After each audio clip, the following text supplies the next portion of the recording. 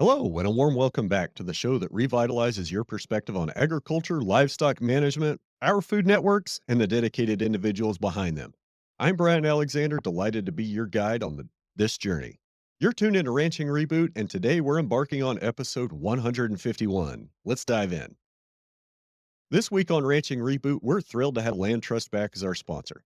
Land Trust is the go to platform for sports enthusiasts searching for new hunting or outdoor adventure spots. For us ranchers, Land Trust offers a secure and straightforward way to connect with these adventurers. I understand how challenging it can be to trust strangers who show up wanting to discuss hunting on your land. That's where Land Trust steps in. They alleviate much of the uncertainty by conducting thorough background checks and ensuring every user's identity is verified. This adds a layer of security and peace of mind. Partnering with Land Trust means taking full control. You make all the decisions regarding bookings, and if you're ever uncomfortable with a potential guest, you have complete freedom to deny that request.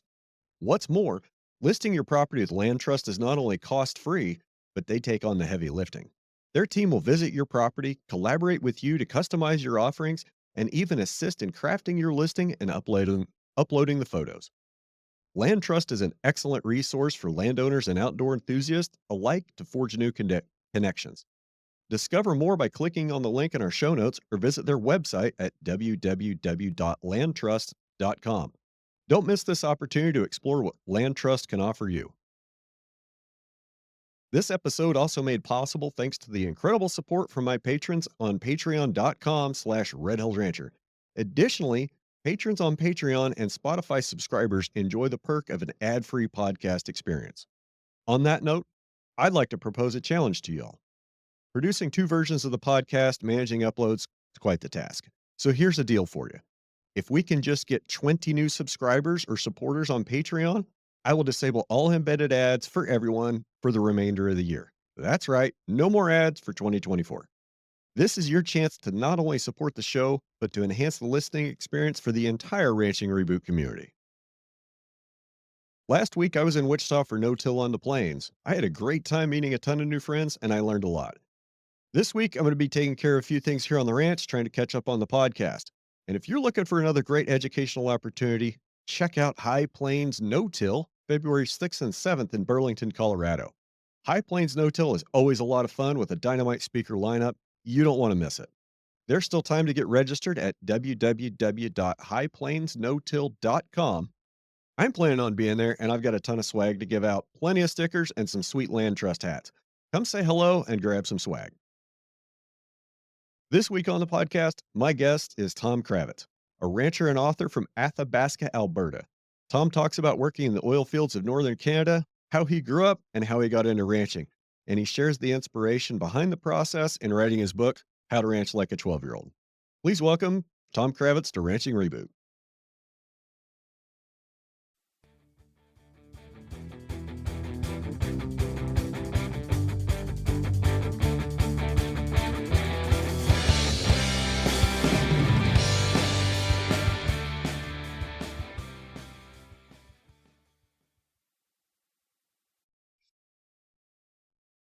Tom Krawiec, established author, thank you for joining me on Ranching Reboot.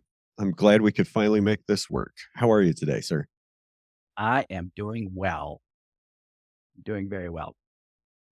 Well, that's good to hear. So, you've written a book, and we'll get into that a little bit later. I want to hear about the why of why you wrote the book and how you got there. So, I guess start us off a little bit about, kind of who you are and where you're from and what you do. Okay, I'm actually I'm a little embarrassed about just because I'm not nothing special. I just I have a little story and just like everybody, but I guess I should tell my history because that's what it seems like people want to hear about each guest. So I actually grew up in Oil Town. My parents had a oil field trucking company, and yeah, that's what I did. But my passion was not my passion. I was really interested in Uh-oh. agriculture. What happened? I just lost your audio. You did? Can you hear me now? Can you still hear me? Give me a thumbs up. All right, let me pause it for a second and see if I can figure out what's going on. Okay, cool. Well, that was a little interesting audio thing. Never had that happen. All right, where were we? I was just, we just got started. I was talking about growing up in an oil town.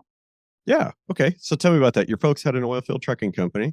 I think is Yep. where you, Yeah. And, but both my parents came from, a farming background, mixed farming.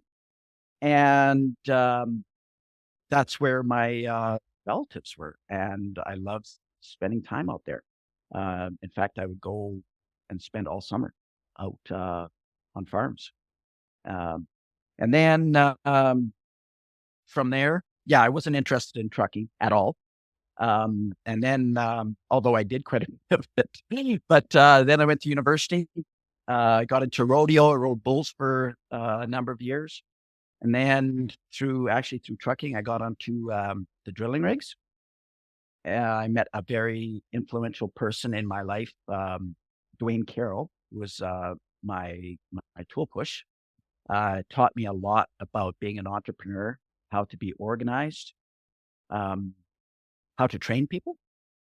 Man, it was just very lucky to have him come into my life and mentor me along. and for those that don't know, the driller runs the crew on the rig, and he's got to be responsible for leading and training and those things. Yeah, but Dwayne was actually the rig manager. Did I say driller? I meant he was the rig manager. Okay. Yeah. Actually, I worked up to be a driller. I went from water hauler to driller in just a few years, so that was pretty cool. Yeah, and then you know what? I quit the rigs, and the winter, I forget what a winter was. I heard about out at work. I heard a guy talking about this course called holistic resource management, Okay. which now is called holistic management. So that would have been my wife and at the time we took the course in January of 2000, and we just jumped in. We took a direct marketing course a few months later in 2000, March and February. And we started grazing hogs, sheep, chickens, and custom grazing cow calf pairs in 2000. And then I got into through holistic management. Uh, of course, there's the ecology part, and I read Andre Volsine's book, Grass Productivity. And for some reason, I got hooked on growing grass, and that's been a passion of mine ever since. And then I guess kind of the inspiration for the book, and actually inspiration for the way that I think about ranching. Um, Friend of mine, his daughter and her best friend came and started spending summers with us in I think it was 2002. It's Heather and Tiffany, and Heather was 12 and Tiffany was 13. And what I realized early on, that for them to be helpful, really genuinely helpful, I had to set things up so a 12-year-old could do it. And I just started asking myself the question with everything. Can Heather and Tiffany do this? And then it just became, can a 12-year-old do this? Okay. And Is that more from just like a physical capacity, or is that also like a mental reasoning and problem solving capacity? both. Okay. But you start out with the physical part, but you have to have it set up so that it's easy, so that, you don't have to think hard about it. It's just, oh, okay. Well, here's a selector gate. I just open that gate, let the cattle in. I go and turn on this valve to water. I shut that valve off to water. So it has to be uh, that kind of simplicity, but most definitely the physical part. Simple thing like, yeah, I could have bought the cheaper steel pipe wrench, but wouldn't it be easier for a 12-year-old, particular, well, yeah, 12-year-old girl to use an aluminum pipe wrench? Yeah, it would be a little more expensive, but then, that 12-year-old doesn't mind going and doing this job, tightening, fitting or whatever, because the pipe wrench is light. But if you have a heavy pipe wrench, then, yeah, crap. And the cool thing about when you have, if a 12-year-old can do it, an 80-year-old can do it, the Yeah, day-to-day stuff. yeah, and I think that's kind of important because not only do we need to maybe look at how our operations well, we need to look at how our operations are set up and maybe not just make them a little bit easier for the people on the left side of the age curve, also for people on the right side of the age curve, because there's a whole bunch of those too. Darn right, and I see a lot of guys, they're retiring because it's too fricking much work. Not because they want to. I have a friend, uh, um, who's what I think he's I think he's 80 this year, and he's running more cows than well, he's running about 120, 150 cows, more cows than he did when he was in his 40s, well, more than twice as many, and having more fun doing it. And what happened was after his wife died, we rented his place for, I think, 3 years, and I just set up the template at his place. And then he comes back and, I thought he was actually done farming, but no, he came back and he said, "I wanna start farming again," and he just jumped into our template, and it just was easy. And so now he goes and, I think this winter he's spending time in, again, in Panama at his, daughter's condo. And he's bale grazing. He has his paddock set up and he's bale grazing, and he has his grandkids going to open up the gate once a week and let the cows into a new paddock with bales. So it's that kind of thing.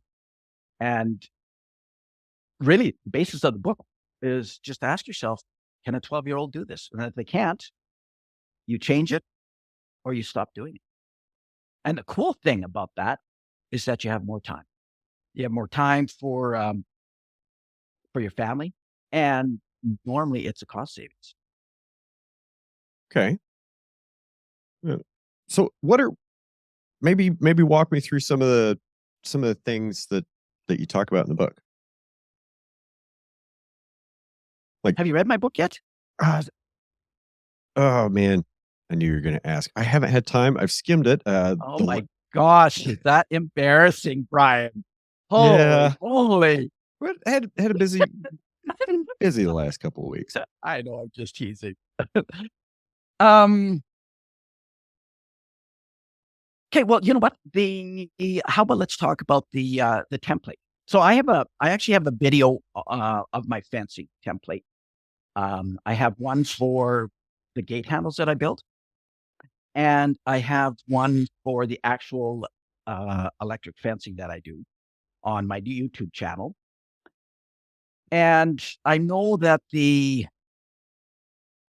my fencing is not the least expensive, but it's pretty inexpensive when you factor in the labor.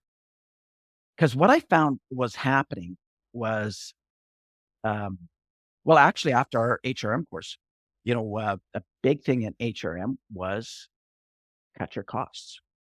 So yeah, we cut our costs. We were building 2-acre paddocks every 2 days out of poly wire and step and or rebar posts, actually. Okay, Because at that time, rebar posts, 3/4 inch rebar posts were cheaper than step and posts. and I mean sometimes they're basically free. So like again, this is like 20 year or 23 years ago, 24 years ago. And that's what we were doing. And I got to thinking, wow, geez, because it was a lot of work. We had to hand pound them and we had to drag that all around. And I thought, oh boy, it would be great if we had something to on wheels. Well, I went and found a couple of old uh, pull type golf carts, and I just rigged it up so that I could put the rebar posts in there. And boy, it was a game changer. We didn't have to drag that bloody toboggan around anymore. And I was looking at the wrong thing. I was looking at the wrong thing because the amount of labor it was taking, we were exhausted. Yeah, And you can only do that for so long. And so that exhaustion, yes, it's physical, but it's also mental. So then you stop thinking, you don't have the capacity to really think things out. Like I was uh, head down, ass up, and here I was just thinking of, well, how I could just get a golf cart and pull this around when I should have been thinking, maybe I should stop doing this. Maybe there's an easier way to skin this cat than trying to get a better knife. That's exactly right. So And so the template with the fencing as an example, I go with two wires, high tensile, 12 gauge. I have large posts, like my end posts and my corner posts are 5 to 6 inch, 8 feet, and my line posts are 4 to 5 7 footers. So much more expensive. But here's the reason that I did that is because now, is this going to be like an internal subdivision fence, or would this be more of a perimeter containment fence? both. Okay. Okay.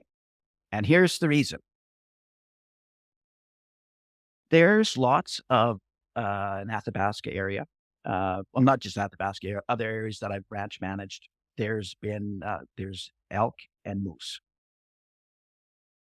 Now, when you have a full grown moose or a herd of elk hit your fence, something is going to break. Yes. Come spring, it's easy to just go with a cordless drill, and I use a cordless drill and screws for the insulators, the claw type insulators. Yeah, you just screw them right to the wood. Yeah, you bet. Now that's pretty darn easy. In fact, the 12-year-old, I've sent 12-year-olds. Actually, I think the youngest kids I've sent is 10 years old around on a quad and go and put insulators in the spring. But if you have a busted post, well, now it's a different situation. So if you don't have a post pounder, you have to go rent a post pounder. At that time of year, in our area anyways, very good chance it's muddy. So there's a chance of getting stuck. And so often what was happening was that, I couldn't get in there to pound a post. And so then I was just jimmy rigging it so that I had a fence. And then next thing I know, I have a fence jimmy rigged all over the place. And so once I started going with the bigger posts,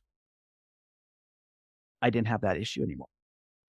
Yes, I still had issues of going and doing the insulators, but that's not a big deal.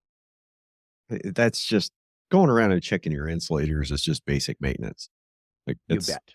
I mean, I'll go out and ride everything before the season starts, get things picked up, get things ready to go. But then again, they want to go set an energizer somewhere. I go check all that fence before I turn it on because I want to make sure that it's going to be good and not kill my battery the first day. Sure. And yeah, go on. I'm sorry. Yeah. Well, so anyways, that's just an example. That's something that I went to and I said, okay. Oh, and the reason that I go 2 wires um, is because I was custom grazing. And so we had, particularly when I started taking yearlings in, uh, we kept calf pairs over like all year round for 2 or 3 owners. So that was not a big deal. It was easy to go with just 1 wire. But once we started bringing yearlings in, um, routinely there would be 1 or 2 that would be in another paddock. And so then it became a labor issue because what happened was that I only had 1 or 2 summer students. And so they'd be coming usually out of university. So they don't know how to, their stockmanship wasn't the greatest.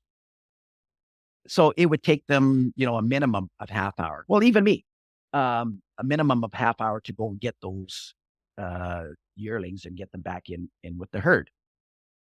But and with the summer students, a lot of times what would happen that I would have to go. So that just adds on, on to labor in my day.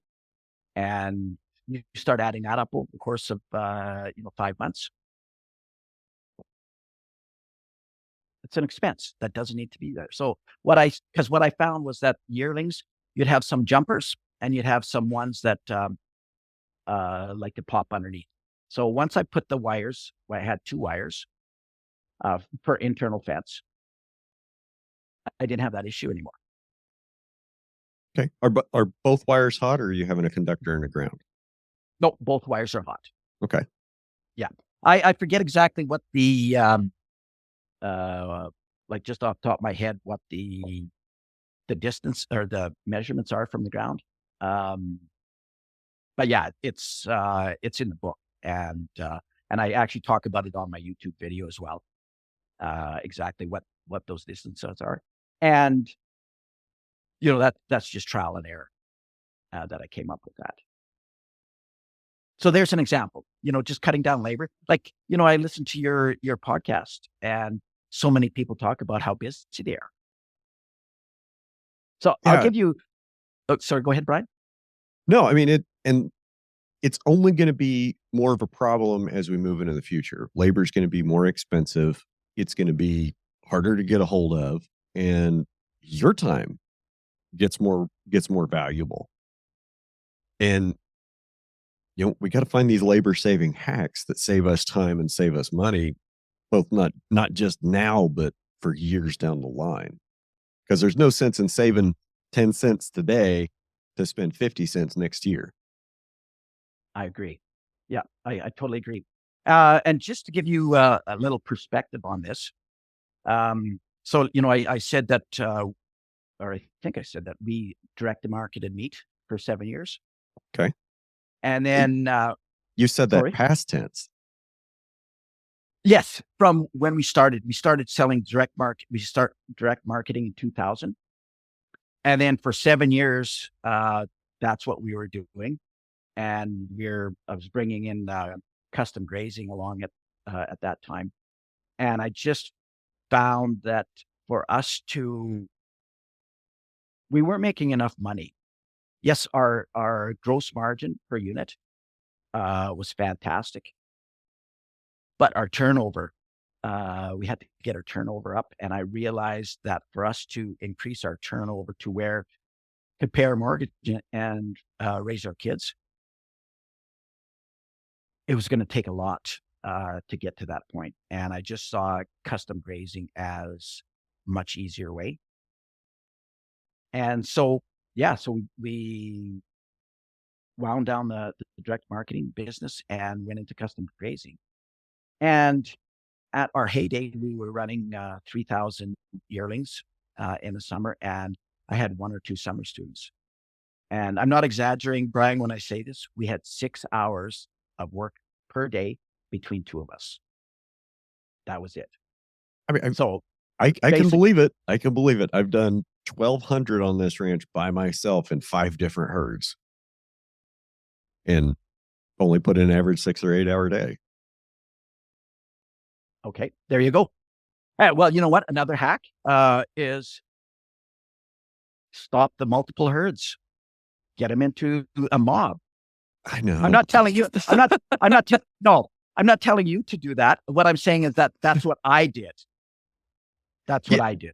yeah. And I get that. And the reason I had 5 herds that year is I had one herd in a 250-acre paddock, strip grazing. I had another group that was basically um, it was in about 700 acres, and it was a pretty good sized group. They were strip grazing. So we had 2 groups that were moving every day behind polywire, and then 2 other groups were moving on average every 2 to 5 days, and then another group was moving about once a week. So Yeah. Again, Brian, I am not judging you whatsoever. I'm just telling you that for me, I realized because labor became uh, so important to me that I realized I had to get my labor down, and I just started getting the bigger herds. Like I didn't have anything under 400. Like if I could not put a cell together uh, that I could run 400, I did not take that land because it was all on rented land. It was we ran 3,000 yearlings on about 5,500 acres, and it was pretty much all rented land. yeah, and So I get that, and I'd love to be in a place where I had one herd. That's Yeah, just because I've got highways running through the ranch that kind of break it up neatly into thirds. I've tried for the last 15 years to figure out, the how to balance the labor component with the cattle component and sure. getting across the highway so many times a year, and I just can't make it really work out for me, I don't think. Yeah, that's fine. Being able to run it as 3 units gives me a lot of different flexibility, but Sure. then again, I could probably do a lot better if I could just get past some of my own mental roadblocks and actually run the whole place as one ranch instead of 3 units that are just kind of across the road from each other, but someday I Uh, might get there. I mean, 2 to 300 trucks a day going down these roads, and, it y there's been times where I've just 1 or 2 of us have come across the road, and then there's times where I've got 10 guys because you never know. My dad's got a horror story that he goes back to from the late '80s where they were bringing, I think it was like 2,000. They were trying to bring 2,000 right across the highway, and it was literally like a straight shot across the highway and the right of way from the pasture they were in into the corrals. And dad said that everything was going good. They had about 90% of them across, and just the last few were coming out of the pasture. And one of the trucks that was sitting right there waiting to go, the air brake dryer relief did its thing. And those yearlings freaked out. And it took dad and the hired man over 2 weeks to get them all captured and caught. There was stuff 10 miles away down the road. Wow. So I get I get pretty leery when people say, "Oh, we'll just go across the highway." I'm like, "Okay, well, let's make sure we've got 6 dudes, and we'll call the sheriff to make sure they got traffic shut down, and we'll call the trucking company truck pusher and make sure that he knows that's going on, so he tells all his guys, and they don't run us over." No, not saying it can't be done. It's just a lot less stressful not to worry about that. Again, Brian, I'm not judging, and I hear this sort of thing all the time. So, when you asked if there's anything off limits of talking about, and I put those 3 things, Yeah. now I'm gonna start putting this on, talking about mobbing up herds because I it's the same conversation, and it goes on, and everybody is different, and so that's all I'm saying. And, I was just talking about for myself. You asked me what my hacks were, Yep. and so that was one of them. So I didn't have anything under 400 yearlings. Uh, like I said, if I could not put a cell together uh, for at least 400 yearlings, I did not do it. And that being said, you know what? I have not gone crazy. Like the largest that I've done is 950 Okay. yearlings together, and lots 850.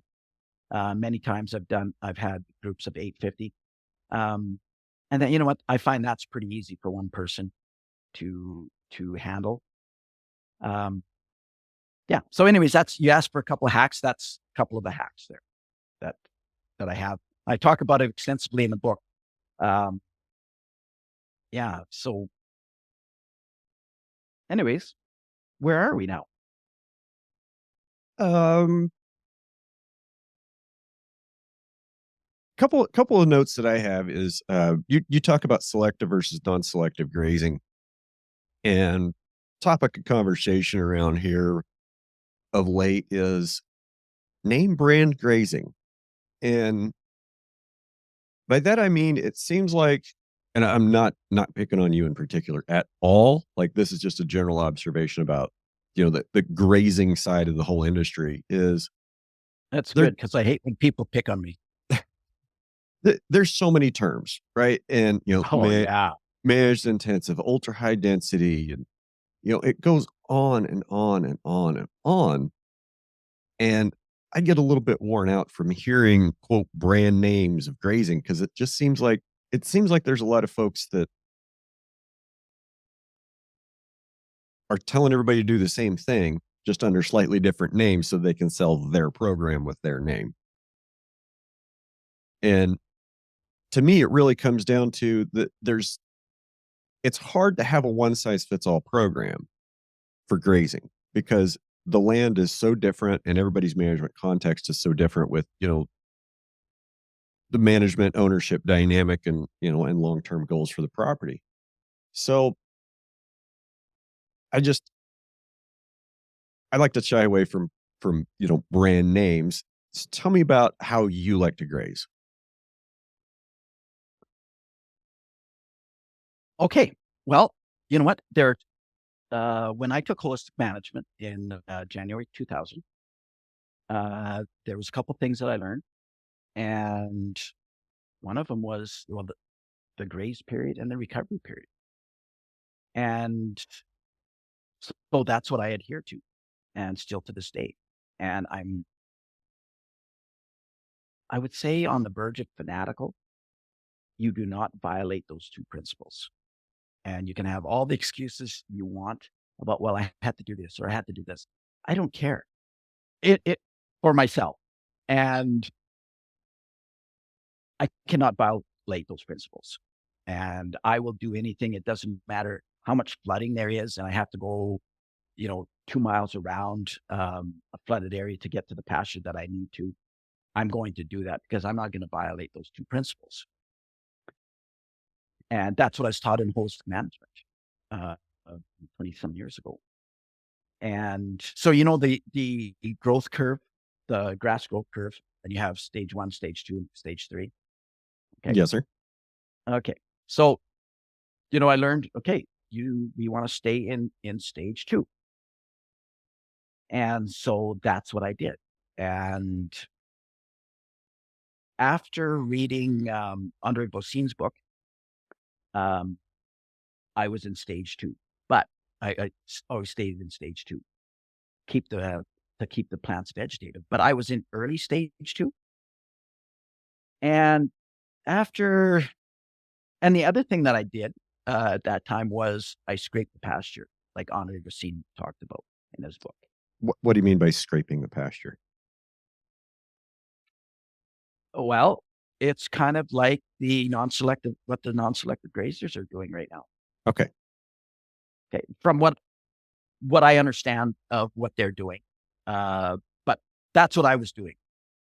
Trying to Uh, total like or the total graze, yeah, trying to graze everything in there all the way down. yeah, you bet. Okay. Okay. So that's what I was doing. But you know what? I would say by year three, I started to realize, okay, that's not working. I'm not getting the ground cover uh, that we need. Um, and I'm not getting the performance on the animals that I would like. And so it's interesting you say that because you've been down this path before with the non-selective or the total grazing. And it's been my feeling for a while that it'll work for a couple of years, but then it's gonna start to go downhill. Well, I don't know about going downhill. I will not go there, but definitely plateaus Okay. in my experience. And I'm just going to go. Well, it's kind of with this topic. Something that I am getting is I'm getting emails from people who have been grazing 6 to 8 years, and they have found the same thing. So they have gone and they have followed these methods, um, and they've had fantastic results. But then they plateau, and the place that they plateau is not where they want to be. And so that's what I found. But anyways, so it was yeah. So year three, so I stopped doing that. Um, and then by year five, I start to realize that I wasn't really improving the soil. I was like I was getting probably I would say four times the utilization of people around me. Okay. But when I really looked at the soil, I was not really improving it. I just I stalled out, and then I realized I was just organized. I got organized with my grazing, And that's all I did. And then it just started bugging me more and more. And at that time, I was uh, doing some writing for different publications, and I was getting interviewed because we were doing something new. And but I was feeling like a hypocrite because I knew I didn't really know what I was doing. Yes, I was great at the organization, but I was not doing what uh, uh, I was not doing what I was saying I was doing. I was not improving the soil. And this is what I was taught through holistic management, that you're going to get all these results. And I realized I wasn't getting these results. So then what happened was I stopped. I stopped writing. I stopped reading because I knew that these other people that I was reading about, they didn't know either, but they were still talking the same story. So I just went and stayed on the ranch and I figured it out. And a lot of it was by luck. Like when I moved the my grazing from, well, I call it the sweet spot. So that is just the point just before plants go into reproduction, into their Okay. reproductive phase, So late phase two. late phase two. And once I did that, Brian, things changed completely. The animals, like the performance, I'm not going to say went through the roof, but greatly improved. And I was getting the grass started to really improve again. I had plateaued and now it was really going. And then, um, yeah, it was just better all around. It was getting more ground cover. The animals were doing better. The grass was doing better. Um, and I actually don't know where the end is on what we can accomplish when you start grazing or when I start grazing at that level. There's a point I call uh, the tipping point. And are you familiar with stock days per acre, Brian? Oh, yeah. Yeah. Okay. Okay. There's a point that, again, this is by luck. Once you hit, it's about 175 stock days per acre. Once you hit that point, the grass production takes off. And it's what it seems like to me, there is enough biomass there that there's enough biomass above the ground and there's enough biomass below the ground. And that starts driving the system without doing any inputs except your management. And so in my experience, once I hit that point, that tipping point, in 2 to 3 years, I'm at 325 stock days per acre. Wow. Yeah, wow. Now, once you start doing the math on that, things on your ranch change a lot. But the trick is, if you do not get to that 175, you stall out. You stall out at a level. And somehow, I remember reading in Stockman Grass Farmer, I want to say 2005. I read this article. Al Nation had written about a dairy farmer, an organic dairy farmer in Ireland. Okay. And what that fellow talked about was the first thing that he does when he takes over a new dairy, he gets the grass growing. And he says, whatever it takes, whatever input, whatever you need to do, you need to get grass. So once you have the grass, now you can start worrying about organics. You can start worrying about genetics. I'm nodding along in agreement because it all starts with the soil. It all circles back It's to the soil. right. And so how do we get that? So I'm going to come back to, like I said, the graze period and the recovery period. And I want to stay. I actually think the key that we're missing is grazing in the sweet spot. And that is where there's enough recovery for the plants. Um, but it's the plants stay vegetative. So the cool thing about this, I find anyways, so I've been doing this based on my observations, uh, for 20 plus years. And then now I think in the last probably 4 or 5 years, I've been reading a lot of research, and I'm finding there's research to back up what I'm doing. And I'll give you an example. This there's a thing called compensatory photosynthesis. Okay. Have you heard that term? I know what compensatory gain is, or I think I know what compensatory gain is. So Okay, compensatory photosynthesis is probably fairly very similar. similar. You bet. So what it means is when a plant gets bitten, there's these physiological processes that go on in the plant that go into hyperdrive and Okay. allow the plant to, well, uh, increase photosynthesis more than on a normal level. Now, I always called this waking up the grass. And it was just, I was reading one article, one research paper, and then here they were talking about this compensatory photosynthesis. So then I looked into it and I thought, well, that's cool. That's exactly what I have observed. And as long as you don't take that plant all the way down, it it's just surprising how fast it will start growing. And it's because that little bite, and it stimulates the plant, and you have enzymes. I don't know what else the heck goes on in plant. I'm not a microbiologist, but there's a lot of shit that goes on that goes into hyperdrive.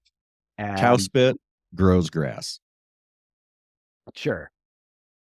And so I've actually heard you talk about it, and I was wondering how much of it is compensatory photosynthesis and how much is it the actual enzymes and that sort of thing in the saliva. But that's another topic. But um, what I'm still trying to get to this point of this respecting the grace period and the recovery period.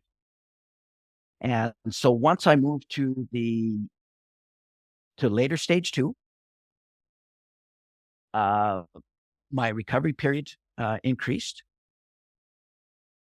But the way that I discovered that what the recovery period is was by luck. What are you calling recovery? Are you now a couple of questions, I guess. So like I'm with you on the sweet spot grazing. The grazing in later phase 2 is better for animal performance, it's better for the plant.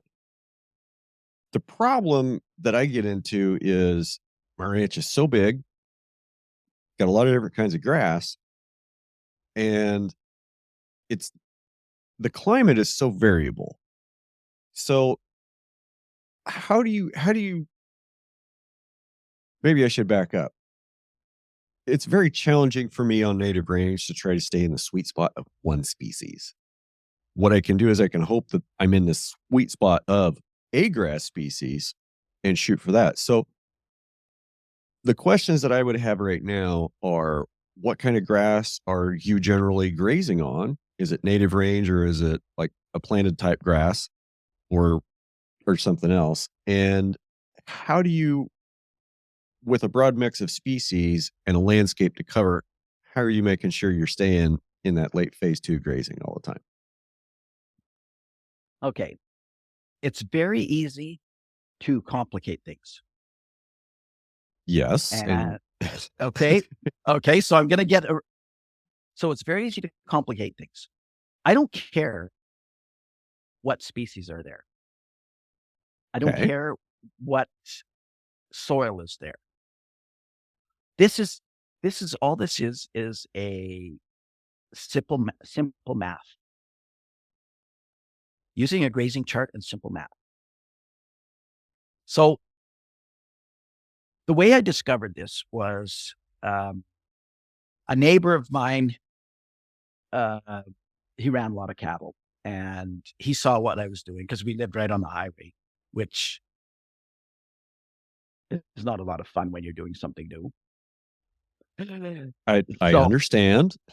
yeah, but anyways, it did land me this job to set up his place with electric fence and set up this grazing.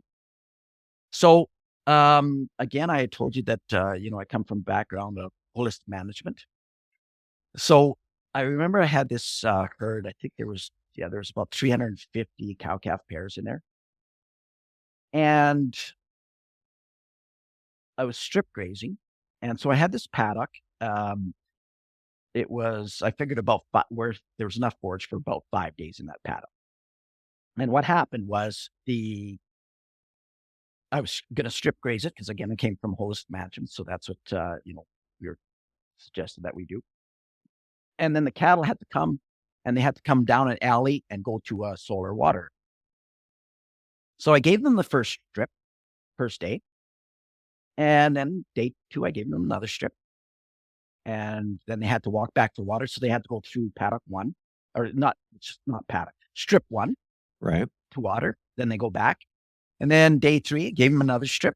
And then they had to walk through strip 1 and strip 2, go back for water. Day 4, I gave them another strip. They all go into the 4th strip. And then, you know how cattle, they'll graze for about 45 minutes to an hour or so, hour and a half. And then they'll want to go for water. So they go for water. They stopped in the first strip. And I was wondering, what the hell? And Day then I 4, day realized 5. there was enough regrowth by day 3 but by day 4 that they could take another bite. And then what happened day 5, I think when I called them, I think there was like 4 cows that actually came all the way up to the 5th strip, but they were in the first and second strip. And that's when I realized, okay, in this area at that time, it was in the first rotation. I cannot go more than 3 days. 3 days is the max for the grace period. And so then I was able through the next couple of years to realize for that latitude of Athabasca, and I really make this point because people email me and say, well, I don't think 35 days of recovery is good here. And I said, yeah, I was just using that as an example. And just like the 3-day graze period, that's ranch specific. So latitude, conditions, moisture, and all that sort of thing, very specific. So at that latitude of Athabasca, it was about 35 days of recovery, plus or minus 5 days. And consistently, right from when I first started, was the recovery in that the first rotation. Here it's usually 5 days. I can get away with 5 days. Of grace period? Yep, I can get away with 5 days before before I'll start getting regrowth. On a strip And graze type situation, where I was maybe taking a little bit more, and granted, comparing apples to potatoes because different years, um, it seemed to take maybe another day when I was strip grazing at high densities and taking it down a little bit farther. right. You know what? We better not get into that because I just wrote an article detailing what you're talking about, and I put a lot of research into that article, dating back from 1952.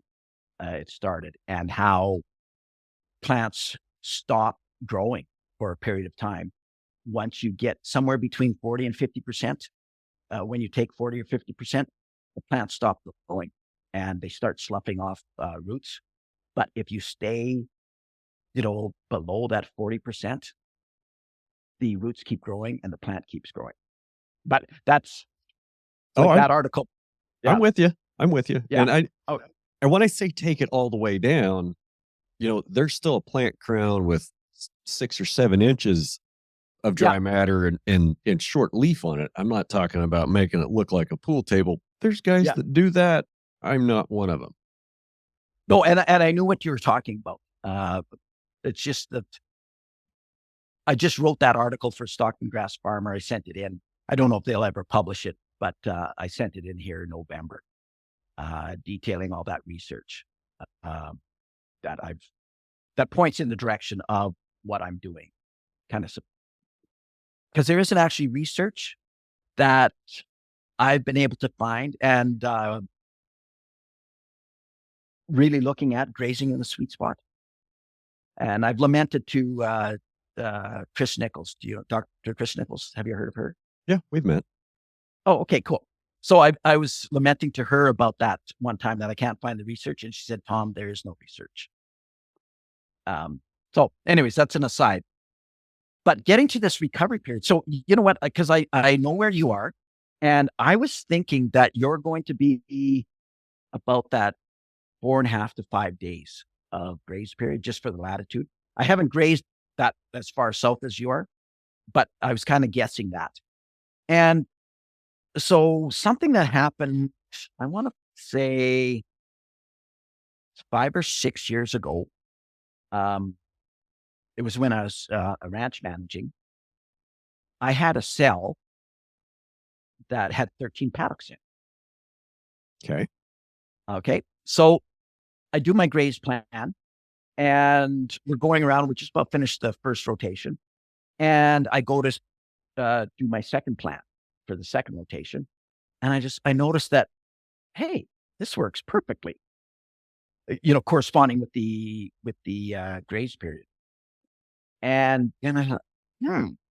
And I just did a little more investigation. And then I tried it a few more times, over the course of this many years. And I realized when you have 13 paddocks and you know your grace period, so you let the animals tell you what your grace period is. When you plug that into the formula of holistic management on how to figure out your recovery period, it works perfectly. And basically what you're using is you're letting your animals tell you. Uh, so in holistic management, you normally start with the recovery period and then you work back onto your how many paddocks you have and your grace period. I use that formula still to this day, but I use the graze period and I let the animals tell me what the graze period is. And then from there, I'm able to figure using 13 paddocks, I'm able to use or figure out the recovery period. Okay. Because often we're taking the recovery period, we're just pulling it out of our ass what the recovery period is. Somebody says, oh, well, 60 days. Well, there's a lot of times that 60 days is way too long. And And there's a that's lot what of there's times where 60 days is about 200 not enough. All depends on rainfall, right? sure. And temperature, you know, Yep. latitude, how much sunlight you get in a day. Like in northern Alberta, uh, excuse me.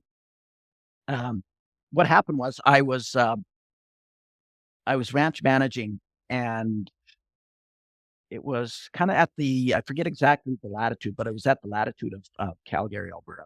And I was used to grazing.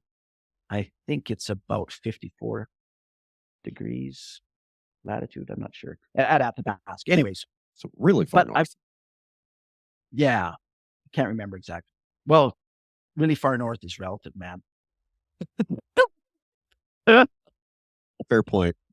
I mean, when you get 20 hours of daylight in July, you're far enough north.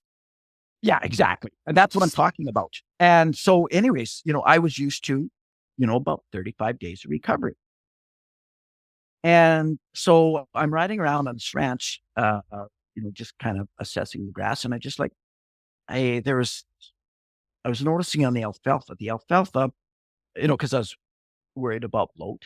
And I like to have at least, I like to have about 20% bloom on the alfalfa before I go in. And boy, it was taking a lot longer, or relatively a lot longer than normal. And I was just like, what's going on here? And then I started thinking, hmm, quite a bit further south.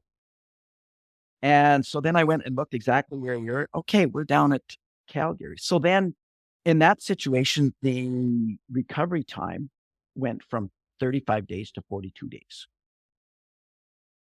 And it had to do with the amount of daylight uh, in 24 hours.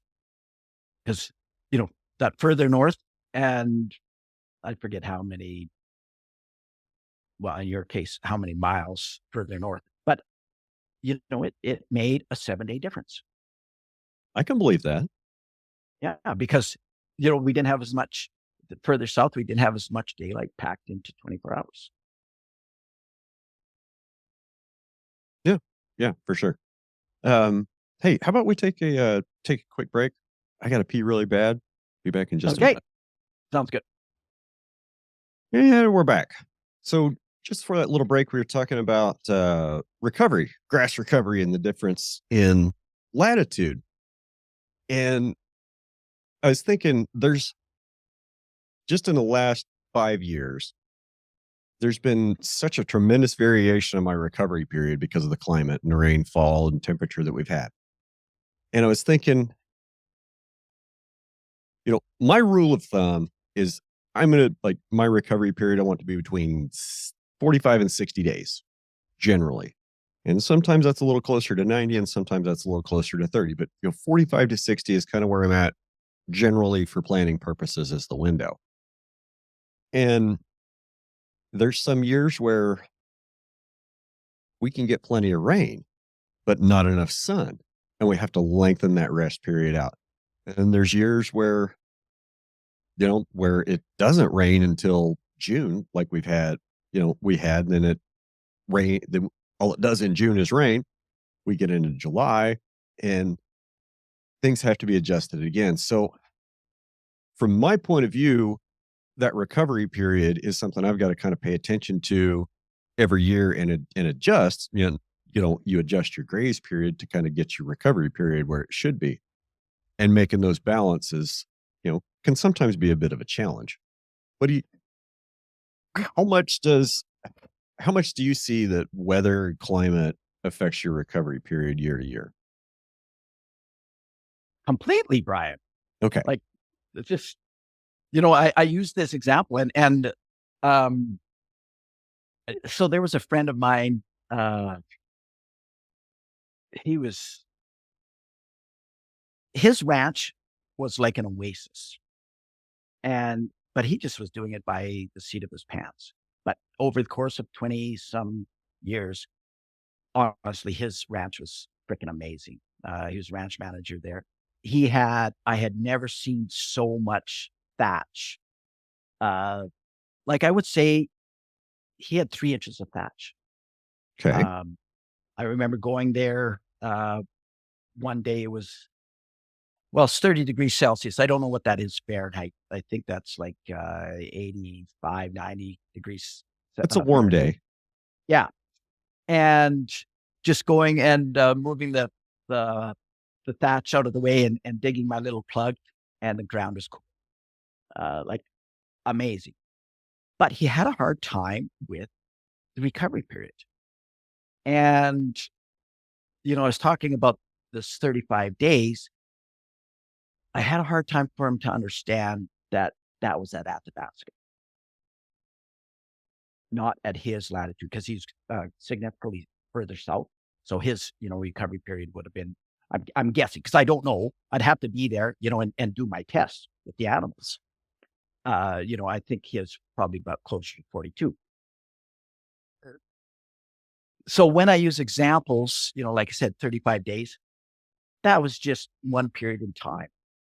I have a video on my YouTube channel. It was actually, what I'm doing is I'm calling 300 finishing heifers out of the bush, and I use a whistle to do that. Again, that's ranching like a 12-year-old principle, because that video, from the time I crawl over the fence till the time all the animals are into the new paddock is 5 minutes and 30 seconds. Okay. That's 300 by myself. I Eh, You said that with a whistle, and I had to I flashed back to thinking about, there's a guy here in Kansas, Derek Klingenberger. Several years ago, he posted a video that went, like, really viral. He's sitting out in a folding chair playing, I think, Lords on his trombone, and then Oh, yeah, all the cattle come running over the hill. Like, okay, if you don't know what you're looking at and don't understand cattle, that can look pretty cool. But yeah, they're a simple animal, and they respond well to positive reinforcement training. And if every time you go out there and you make a consistent noise, they come to you and then you lead them to fresh grass, they're going to understand that noise means good food. exactly. And so I started out using bells, but bells are hard to carry. And so then I went to whistles, and I actually use, right now I use a couple different whistles, one whistle for each different herd. Because if you have, like, I was at one ranch where they had, there's a couple roads that went through the ranch. So sometimes I'd have yearlings on one side of the road, and time I'd have, at the same time, have cow calf pairs on the other side. So I had, the one whistle I had for the yearlings, it was, a hunting whistle for coyotes. It was, like a injured rabbit. I think that's what the whistle is for Okay. the yearlings. And for the cow calf pairs, I had just a hockey whistle, like a referee's whistle, so that I didn't want them, when I'm blowing the whistle, I didn't want them all coming to the fence. Both of them. I just wanted the ones that I wanted. And the other thing about the whistle is that, and rather than a voice, or banging on a pail or truck or something, I can send anyone out there. And like, in that video on my YouTube channel, there's, it was my nephew. I forget how old he was at the time. Well, he's taking the video. Well, I could have sent him out there with the whistle to call those heifers and move them into the other paddock. So anybody can do it. Um, so what I was actually going to get to, that's what the video is about. Okay. However, there was a guy, I was at the Ranching for Profit school, which I think I've taken it 3 times. Oh, I'm wow. actually, I'm in executive link as well. Very I cool. got back into that. So yeah, I was at, Ranching for Profit school, and there was a guy from, Florida, and he was asking, "Well, how do you do that? How do you train them?" And so I was explaining to him, and then I thought, "Oh, I have a video on my YouTube channel." So I was showing him that video. And as it turned out, he didn't give a shit about what the video was about. He couldn't believe how much grass there was. And I did not pay attention. That was August of 2021. Athabasca County was declared a agricultural disaster because of the drought and the extreme heat. Okay. And the guy who I was managing that grass for, well, or he grazed up until November 30th that year, when pretty much everybody was out of grass. Well, they should have been off the grass by June or September 1st. But I'm not trying to. My point is, I'm not trying to say how wonderful I am, because I'm not. I just used the grace period and the recovery period. And you were talking about how recovery period changes.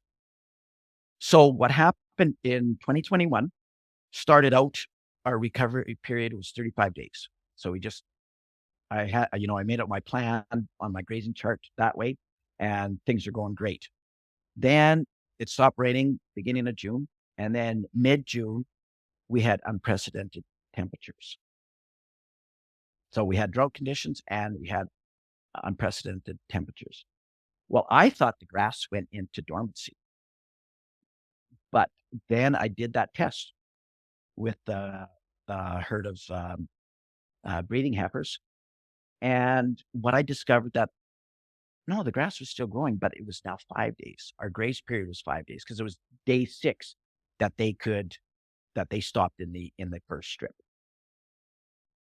So now that, then I was just able to adjust, and I just changed on my grazing chart. I do it in pencil, and I just erased and I changed my grazing plan.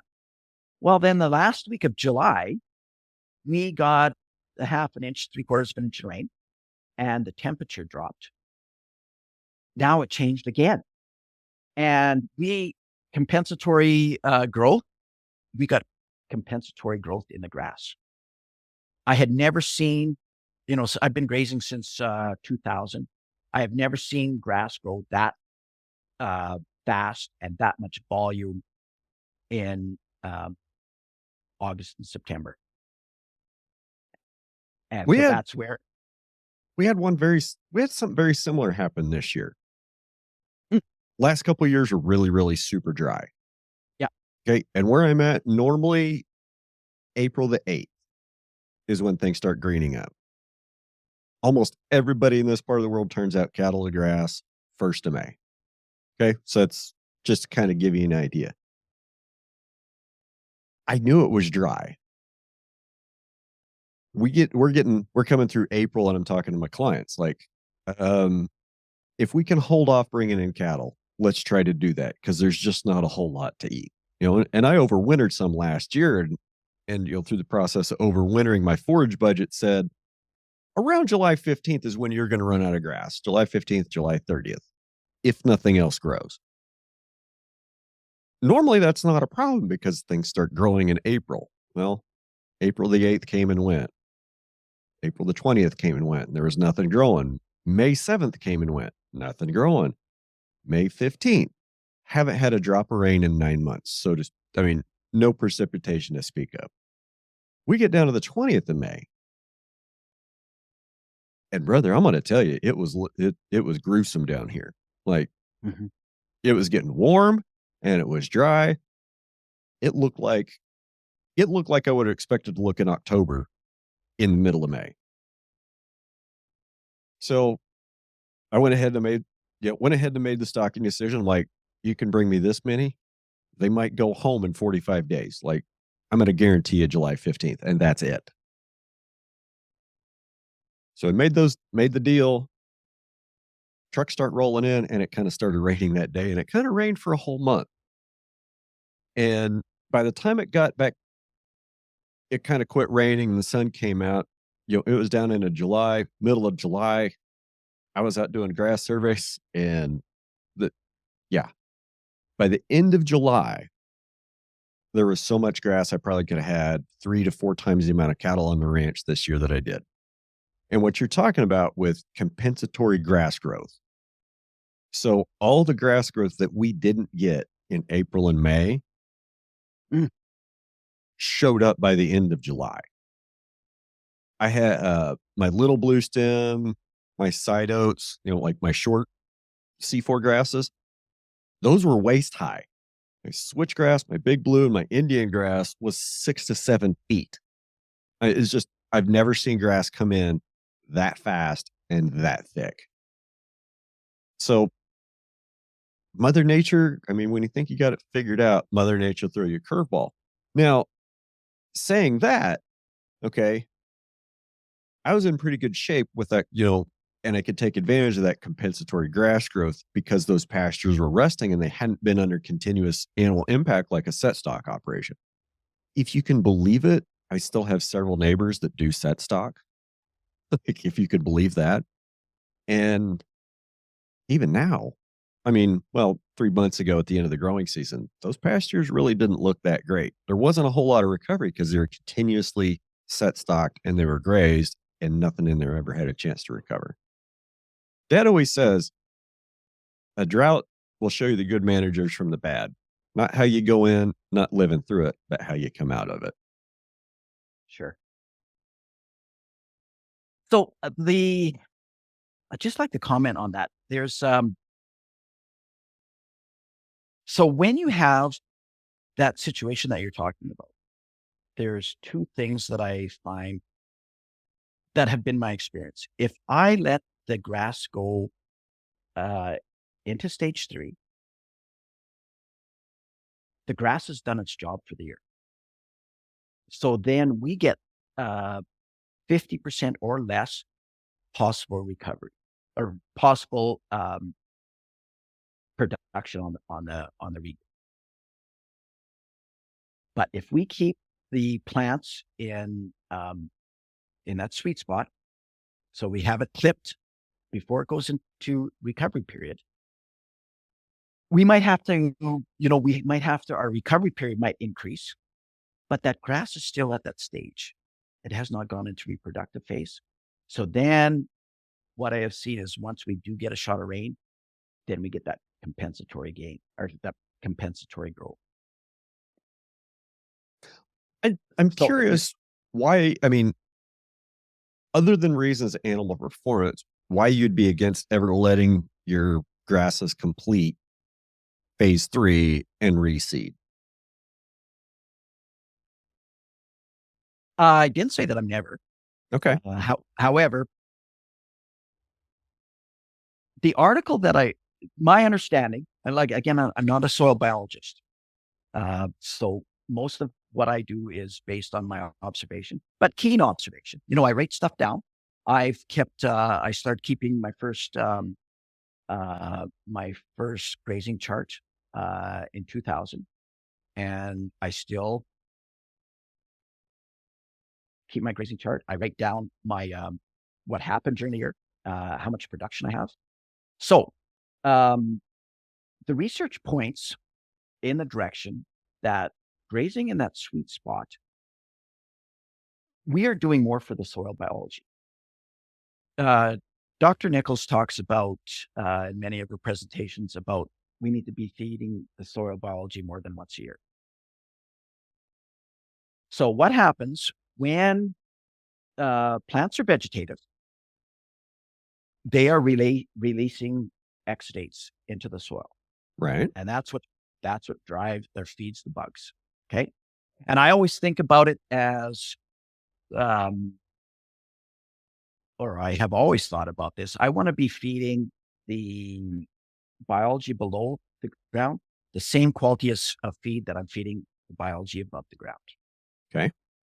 And so there were several studies from 2001 that I found where they looked at this very thing. And what they found was that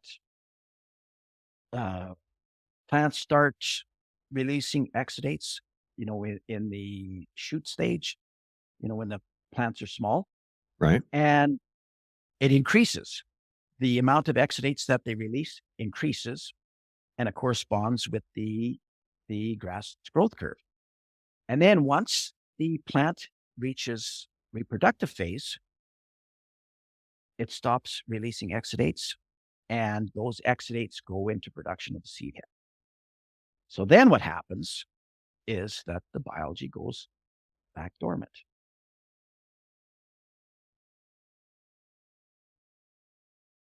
Again, I'm not a soil biologist, so I'm gleaning this from research that I read and from my conversations with Dr. Nichols.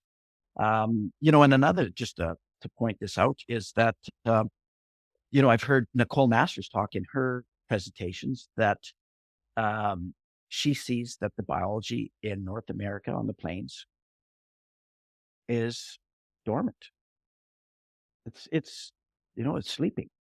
And how do we wake that biology up? And in my experience, it is keep grazing in the sweet spot the whole season. So then these bugs are getting fed more than once a year. I don't know why, but I just question on my mind right now. Do you have any experience with prescribed or controlled burning of pastures? Or is burning not a thing north of the border? Oh my gosh, Brian. Or if you even suggested it, would you get run out of town on a rail? No, this is deeper. than I've heard you talk about prescribed burn on your podcast.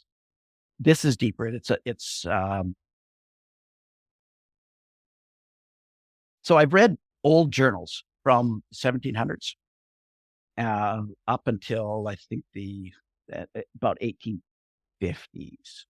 And so where I'm from, and not just from where I'm from, but further afield, the Great Plains were much more extensive than they are now. And the Plains people burnt every spring. They burnt, and But maybe there not the same thing every year. maybe not. But the reason that they burnt was to get the grass going to bring the bison in. They didn't go all over looking for bison, which is, I grew up thinking that they were following the bison. And once the bison were, in their, in their decline, yes, they had to go looking for bison, but they didn't have to do that. In the mid 1700s, they didn't have to do that. So anyways, Brian, you know what? This is a huge subject. And I haven't written the paper yet about it, but I'm going to dive into it because there are so many things about burning and the way that the Plains people dealt uh, the land that goes against what I learned as I was growing up. It And it's a huge topic. And it's I'll give you an example about this burning. There's a guy named Dr. Henry T. Lewis. So he wrote a paper. And if you're interested in burning, I would look up it's his PhD thesis, and it's absolutely fascinating on it what well, it wasn't even just the Plains people, like the well, native say people his in name again, Alberta. because I mean, I'm not just fascinated with burning. Um, I've been described in the past as a pyromaniac, which okay, whatever. I don't smoke cigarettes, Then but you're gonna I love carry. this, I Brian. mean, You're gonna love this. I carry a Bic lighter because you never know when there might come across a cedar tree that I need to put fire on. Okay, so what was that gentleman's name again? Henry T. Lewis. All right, I will check him out. Maybe even put a link Yeah, in the show notes. if you have a trouble, I have, I can't send you what I have because I have the paper on my computer. You actually have to go to the U of A website to get it, but I can send you the link. Okay. Anyways, um, so his PhD was in anthropology, and so he interviewed. So this would have been in the late 70s, early 80s when he was doing his research. No, mid 70s, because he published it in 1980. That's right. So the amount of burning and the way that they burnt, uh, the indigenous people never burnt in the summer, ever. They Okay. burnt pretty much every spring and occasionally in the fall if the conditions were right.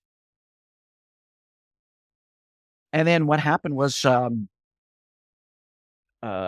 like in Alberta, people are talking about all the, how many trees are put down. We have more trees than we ever have. Like just right where my place was at Athabasca. I had elderly friends that I would visit with. And I remember one guy, Gord Sawchuk, he would tell me about when he was like, I think he was about 6 years old, just north of us for 12 miles. There were no trees all the way to the river. So Gord, um, yeah, so he just died. So he would have been, I think he died when he was 87. So anyways, so that would have been in the 40s. Okay. So he's 6 years old in the 40s. And a lot of the immigrants, they had, maybe 12, 15 cows. And that's what his family had. So he was sent out every 2 or 3 days on the horse to go and gather their cows up just so they stayed together. It was all grassland, man. And right now it's all bush. I have another friend, named Martin. Well, again, he died too, but So he had a picture from 1952 and he showed me his first house. And I said, "Dave, where the heck?" Because I knew where his house site was, and it was in a clump of trees. And I said, "Dave, where's this picture from?" And he said, "Well, right there." And he said, "I know, but it can't be. There's no trees." Oh yeah, Tommy, back then there were no trees. And just in this period of 50 years, and then you go further back, uh, into the 1800s. It's just fascinating to me how fire was used as such a tool. And we have lost uh, that skill. And yeah, and it's too bad. And I think maybe we use it in the wrong way. We use it to get rid of things rather than to bring things alive. That's a good observation. I mean, fire has had a place on the Great Plains since the last ice age.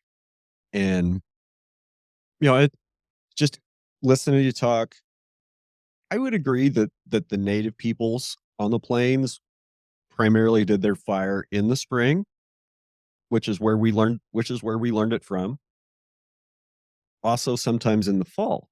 But I think there were also some big fires in the growing season that were started by lightning. Now, I'm not as old. I'm not as wise as you are, sir.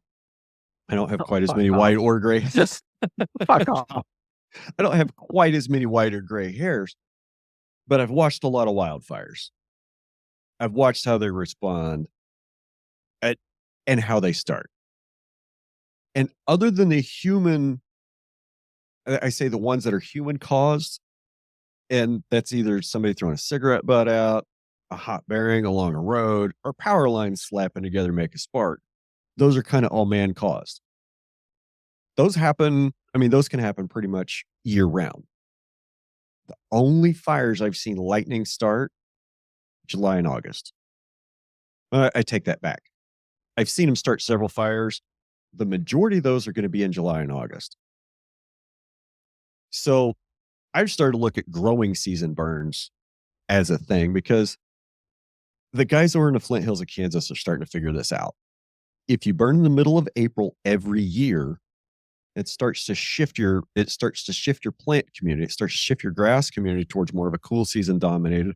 And it also encourages some herbaceous brush to come in, namely Sericea lespedeza is stimulated by spring burning.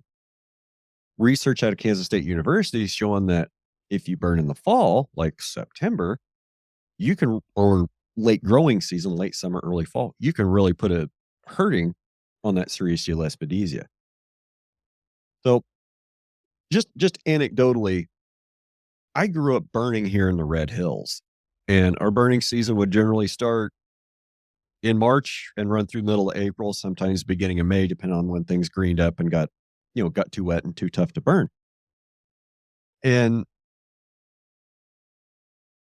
I don't want to shift my whole ranch towards a less natural environment. And I guess what I'm saying is we're playing around in this area more with summer burning, like growing season burning. And it's it's different, but rebuilding fire culture in an area is a huge challenge if it's not there. Um, so I guess I'm kind of rambling again. I'll let you talk some more. Well, I've listened to your podcast for the last 3 weeks, and I noticed that you ramble a lot, but that's all right, Brian. It's your show. I mean, So, I you know what? Okay, let's stop to talk about the burning because it's a huge thing, but you read that paper, and I think you're gonna I just fascinating. And you know what? Surprisingly,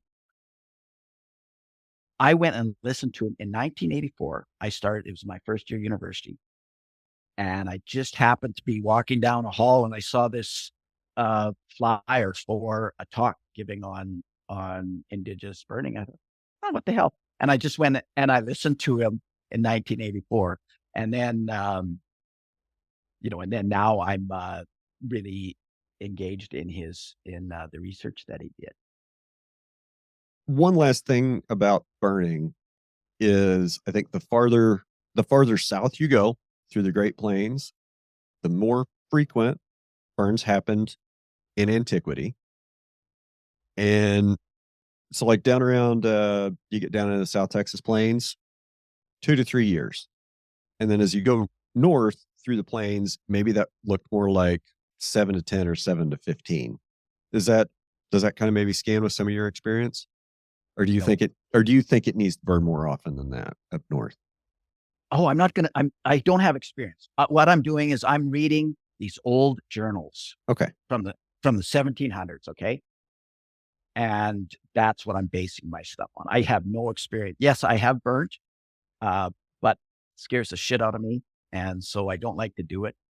But, and I actually have not done it for agriculture purposes. If I need to do something, I use animal impact to do it.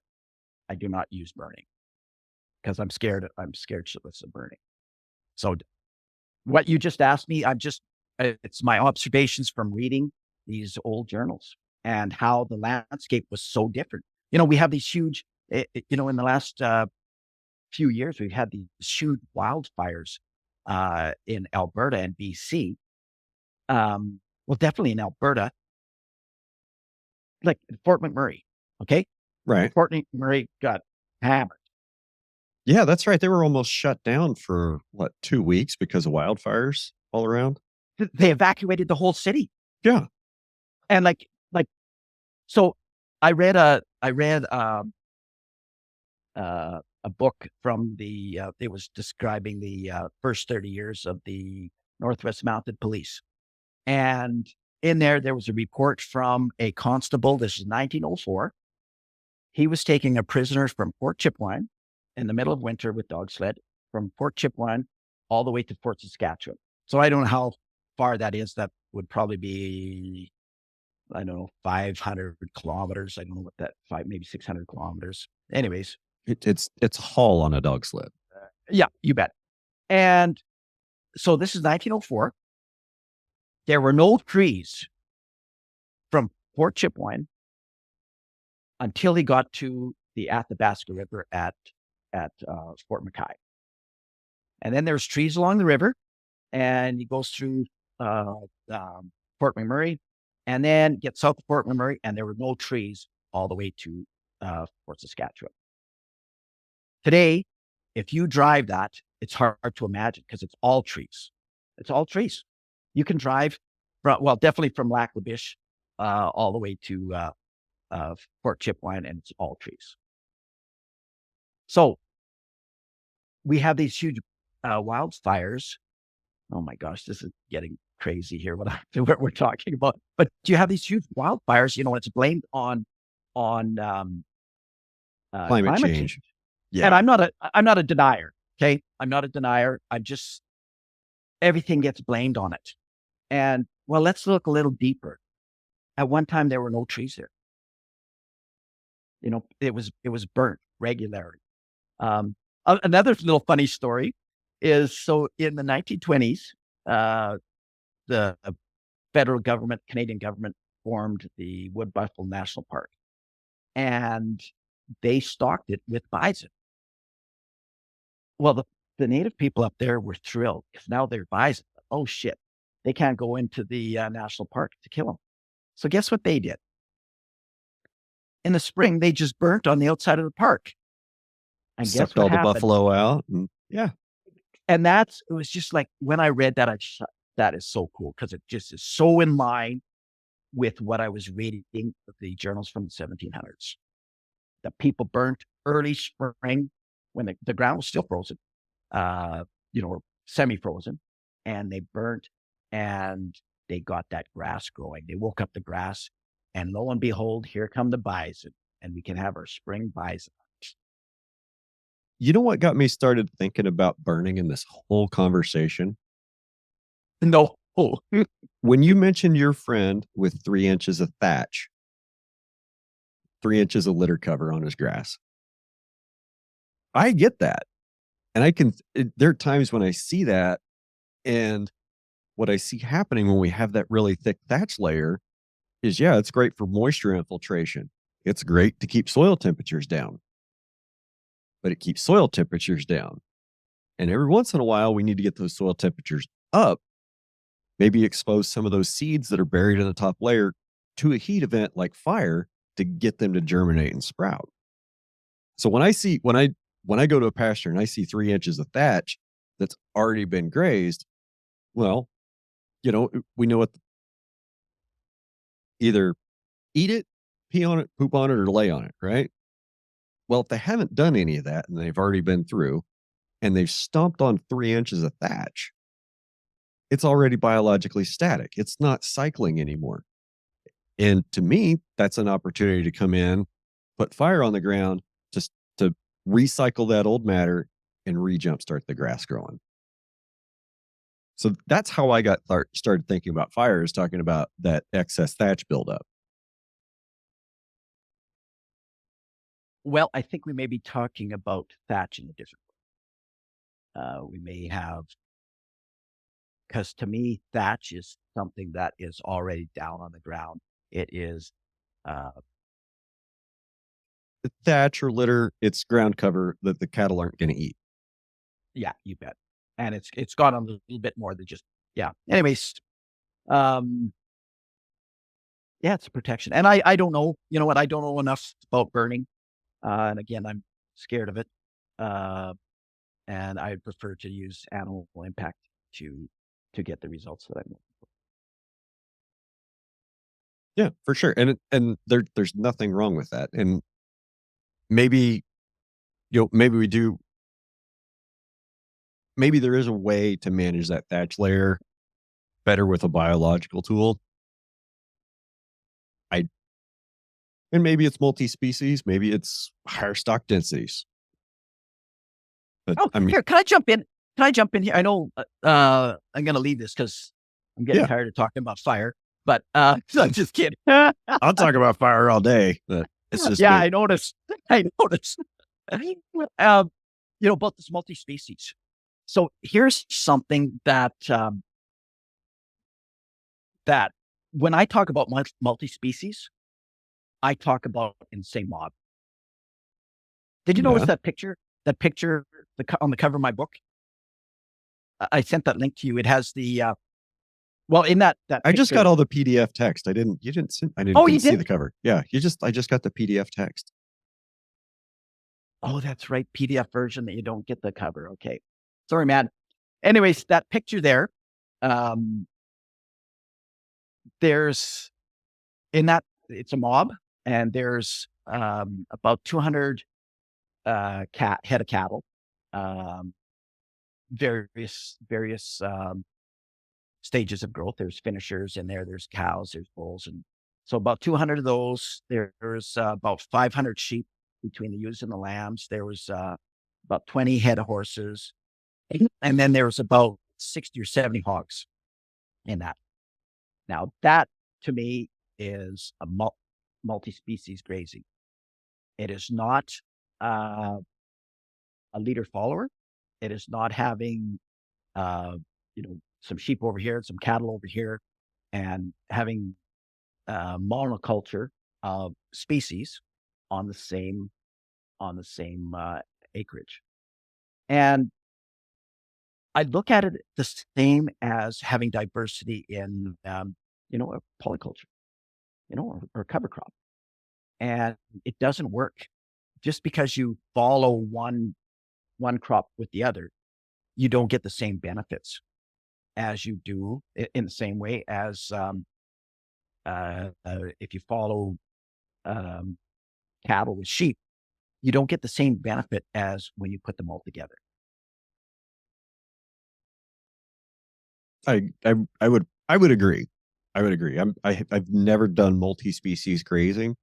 And I think the comment that I want to make is, like, I've had conversations with other people, and it kind of calls back to a comment we made earlier about cow spit grows grass. I think there's something that we're missing in our pastures and on our grazing lands about having multi-species out there and the complex interaction of the different microbiomes between cattle, sheep, pigs, goats, and horses. They all have a different microbiome. There's going to be different stuff in their spit, right? And I think we're missing something in our I think we're missing something about the complex interaction of those microbiomes on the rangeland. You know what? I don't know, but I would certainly agree. Um, you know, it's a system. And if one system, it's just like how, this ranching like a 12-year-old, there's all these systems, and if they don't work, if one piece doesn't work, the system doesn't work. If you don't have cattle, uh, that respect your one strand electric fence, or animals that don't respect, the system doesn't work because you need that to have control of your grazing. You need that. You were talking about, these things that we don't quite understand about, what how the different animals affect the rangeland. So, I had an opportunity with, it was actually that mob, that the picture that's on the cover of my book. So there's this paddock. Um, I went and checked the paddock, and geez, it was, it was Kentucky bluegrass. It was best. It had been overgrazed for, I don't, I don't know how many years. It was under irrigation for 15 years. It was under great irrigation, but it was only grazed by sheep. Okay. Okay. So you know what most sheep pasture looks like. Okay? It's like a pool table. Yeah. Not much different than a horse pasture. And so anyways, and I just like, shit, there's hardly anything there. And I had the mob right beside, that paddock. So I went and checked my grazing chart, and I realized I think we were at 42 days of recovery, and I realized nothing else is going to grow. Like it's not. There's no more volume there that's going to grow. It's going into stage 3, and it's done. So I just moved the mob there, and I think it was maybe one day, maybe 3/4 a day. I don't remember exactly. I just moved that mob in there, and then away we went. And it was about maybe 6 or 7 days later, I was riding around on my horse, and I just like, geez, there was this amazing green, and what the heck is going on? So I ride over there, and Brian, I'm not even lying, but there's 12 to 18 inches of grass growth there, and it was, well, I don't even know how many varieties of grass were there. It was phenomenal. I've always been able to grow great grass, but I had never seen anything like this. And honestly, it was unbelievable that could happen in a matter of 7 or 8 days. And what I attribute that to, maybe it has to do with the saliva. I don't know. I attributed that to the hooves and how each animal massages its soil differently. So again, I'm not a soil biologist, so I don't know. I just know by observation. It was just like, holy shit, I need to do more of this. That's how amazing it was, Brian. It was breathtaking. If you're into grass, it was breathtaking. So Well, I'm kind of into grass. So, yeah, cool. all right. We got to get out of here. What do you want to end it with? Um, you know what? I'll just a quick plug of my book. It's I have it in 4 sections: grass management. I talk about grazing in the sweet spot and stockpiling. And that's another thing, that stockpiling. If we're going to stockpile, let's stockpile some good grass, not crap. Yeah. And that's what happens is, our animals end up eating crap, and we call that stockpile, but crap. That's all it is, in my opinion. So there's my little, rant about that. And then, I have infrastructure, the water and the fencing, and then the animal handling. I talked about using the whistle. Okay. So I have that video, but another thing that, um, I have a video, I call it the wave, and it's a technique that I use for moving, newborns. Okay. And in that video, I move, 325 pair, young calves by myself, and I end up not doing it the way that I'd like to, but I have to come out from one paddock out onto a road, down a road, and then into another paddock. I do that all by myself. Um, and the reason I did that video is because I find a lot of people base their grazing decisions on you can't move little animals, newborns. And actually, to tell you the truth, the reason that I had wanted to do that video, I had the video, but I just never put it together to put it on YouTube, was I was listening to, somebody's, presentation, and they said that exact thing to a room full of, 500 people, that you can't move those little animals, and pissed me off enough that I went right from there and I did the video. And so anyways, that's on my YouTube channel. It's called The Wave. And we need to do that if we're going to manage, move our cat in sync with nature and get control of our grass and improve our grass. We have to have the handling skills to do that sort of thing. The whole "I can't move because baby calves" thing blows my mind.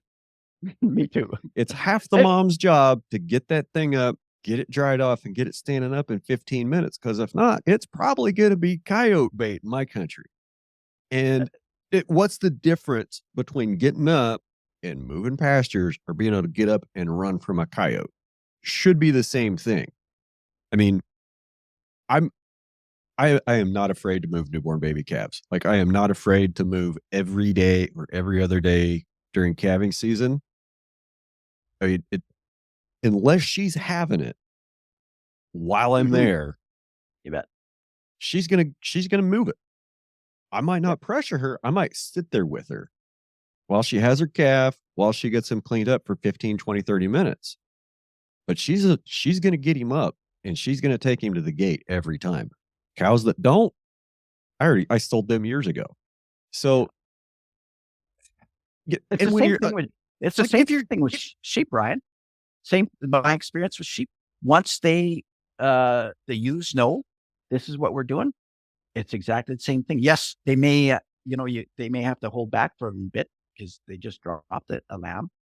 But I have to tell you, Brian, it took me 2 years of moving herds 4 to 5 times a week, different herds, before I got it figured out to where I could make that video and, "Okay, this is exactly what I do, and this is how it works." So it's not an easy thing, and I understand that, but it's something I think us as whoever's a grazier, we need to learn how to do it, and we need to spend the time. It's just like, you know so it takes time. So figure out how to do it. It's just like grazing in the sweet spot. That is something that takes 2 to 3 years to learn. That is after you already have skills grazing skills. good stuff. And I I think we want a quick fix, and, we We want that magic bullet that's gonna solve all our problems and give us more time and more money. yeah, and grazing in the sweet spot, um, so first of all, you have to learn your skills because we have to get over this idea of being scared to go out before the grass is ready, and we have to get out early, and so that's scary, and so we have to learn our skills, and then we also have to wake up the biology, and it takes in my experience, it takes 2 to 3 years, and there's no way around it. I do have there's a few people that have emailed me, and, there's actually one guy, Jonathan, I forget what the hell his name is. He's in Virginia.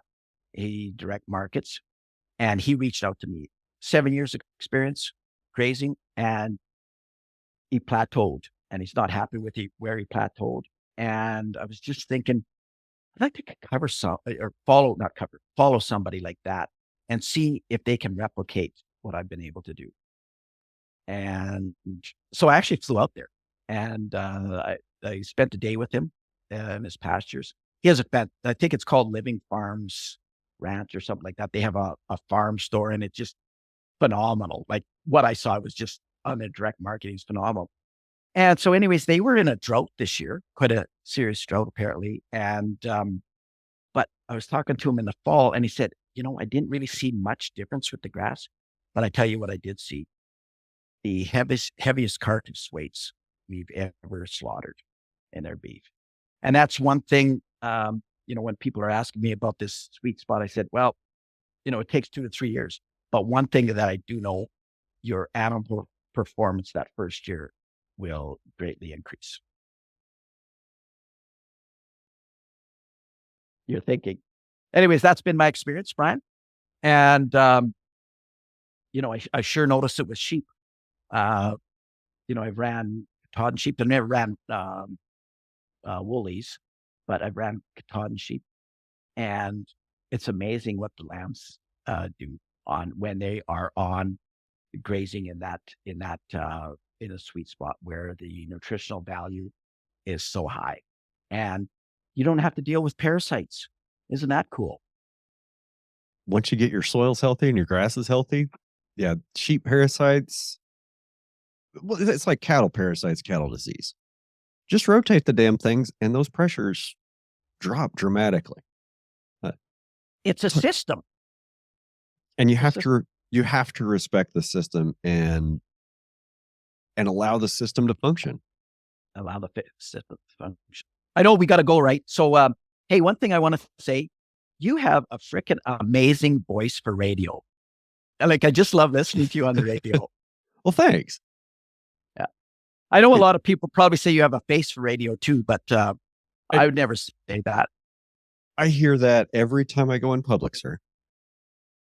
But because you know what? For your age, I think you look fantastic.